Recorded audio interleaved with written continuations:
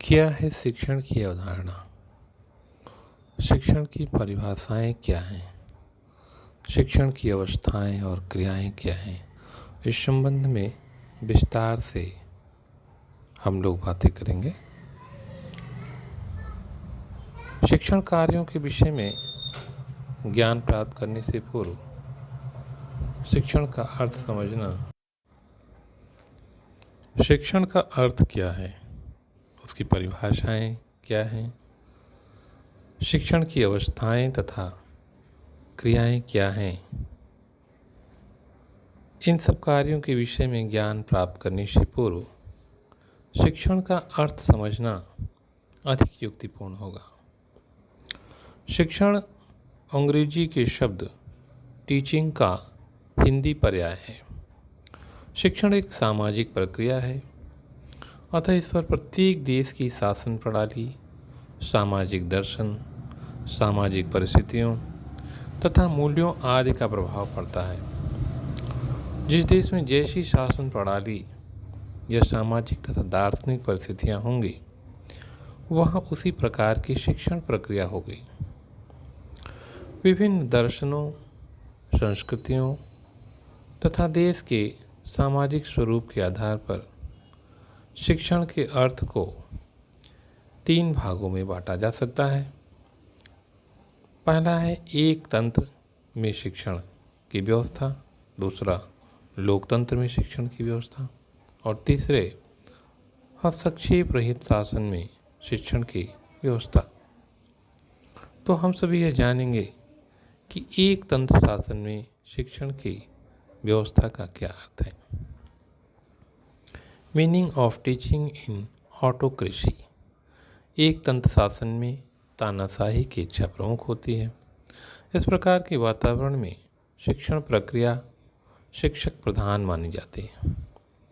शिक्षक कक्षा में आदर्श माना जाता है। वह छात्रों पर अपना रौब दाब रखता है और उन पर अपने आदेशों तथा विचारों को बलपूर्वक ठूंसता रहता है। इस शिक्षण प्रक्रिया में छात्र शांतिपूर्वक शिक्षक को सुनने के लिए बाध्य हैं। शिक्षक की प्रत्येक बात को बिना किसी तर्क के उन्हें स्वीकार करना होता है। शिक्षक सक्रिय रहते हैं और छात्र भयभीत श्रोता बने बैठे रहते हैं। इस प्रकार के शिक्षण में वार्तालाप, तर्क तथा शिक्षक की आलोचना करने का अधिकार छात्रों को नहीं होता है। अन्य शब्दों में हम कह सकते हैं कि कक्षा में शिक्षक अपना राज्य तानाशाह के रूप में चलाता है। मॉरिसन ने शिक्षण का वर्णन करते हुए लिखा है,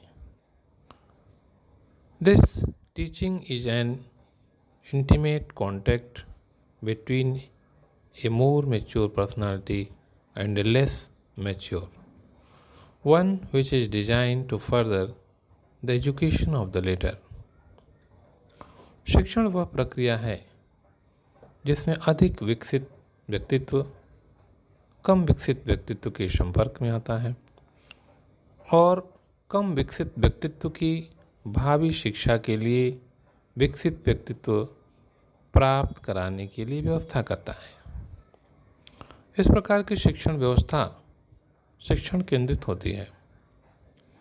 शिक्षण व्यवस्था अधिकतर स्मृति स्तर तक सीमित रहती है। इस प्रकार के शिक्षण में आलोचना करने के लिए छात्रों की क्षमताओं के विकास के लिए अवसर नहीं दिए जाते। ऐसी शिक्षा एक तंत्री शिक्षा कहलाती है। अब हम जानेंगे कि लोकतंत्र में शिक्षण की व्यवस्था का क्या अर्थ है। Meaning of teaching in democracy. लोकतंत्र में शासन प्रणाली मानवीय संबंधों पर आधारित रहती है तथा सामान्य जनता की इच्छा सर्वोत्तम मानी जाती है। इस प्रकार की प्रणाली में शिक्षण भी लोकतंत्रीय आधार लिए रहता है। यहाँ पर शिक्षक और छात्र दोनों ही सक्रिय रहते हैं और उनके मध्य शाब्दिक एवं अशाब्दिक अंतःक्रिया चलती रहती है।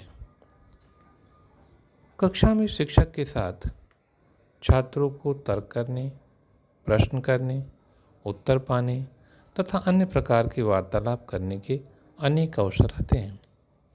यहाँ पर छात्र एवं शिक्षक दोनों ही एक दूसरे के व्यक्तित्व को प्रभावित करने का प्रयत्न करते हैं।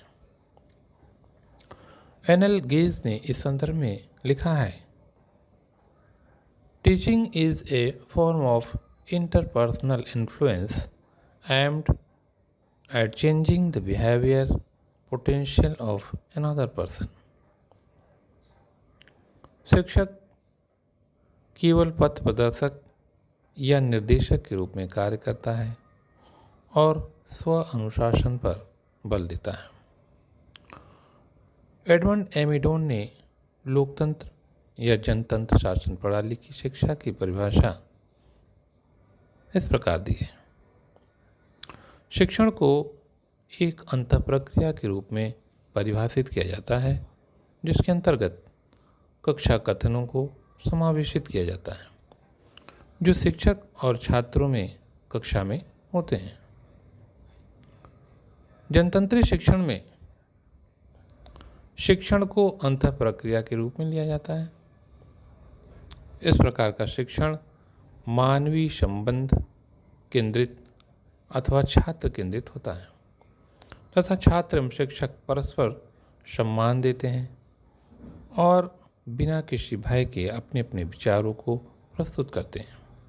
इस प्रकार के शिक्षण में स्व अनुशासन या स्वतंत्र अनुशासन पर विशेष बल दिया जाता है। जनतंत्र की स्वतंत्रता, समानता तथा अभिव्यक्ति प्रदर्शन के मूल्यों का पूर्ण सम्मान जनतंत्री शिक्षण में किया जाता है। अब हम जानेंगे कि हस्तक्षेप रहित शासन में शिक्षण की व्यवस्था का क्या अर्थ है। Meaning of teaching in laces-fair. इस प्रकार के शिक्षण में शिक्षक एक मित्र के रूप में कार्य करता है और छात्रों को अधिक सक्रिय बनाते हुए उन्हें अधिक से अधिक अवसर विभिन्न समस्याओं को सुलझाने के लिए प्रदान करता है।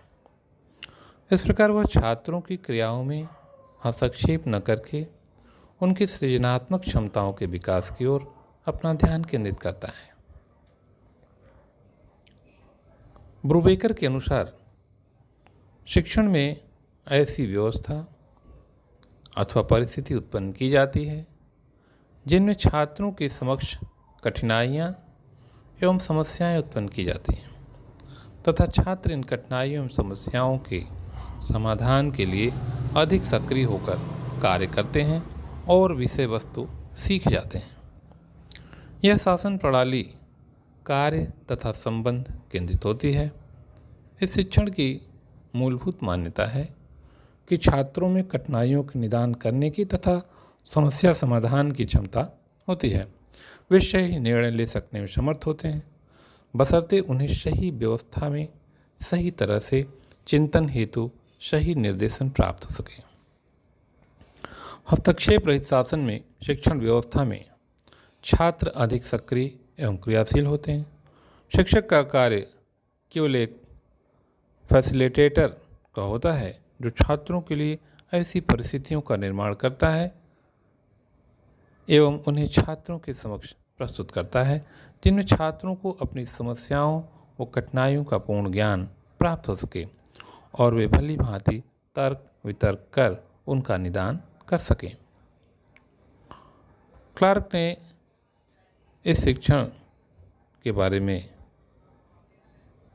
यह मत व्यक्त किया है कि यह शिक्षण ऐसी प्रक्रिया है जिसमें प्रारूप तथा परिचालन की व्यवस्था इस प्रकार की जाती है जिससे छात्रों के व्यवहार में वांछित परिवर्तन लाया जा सके।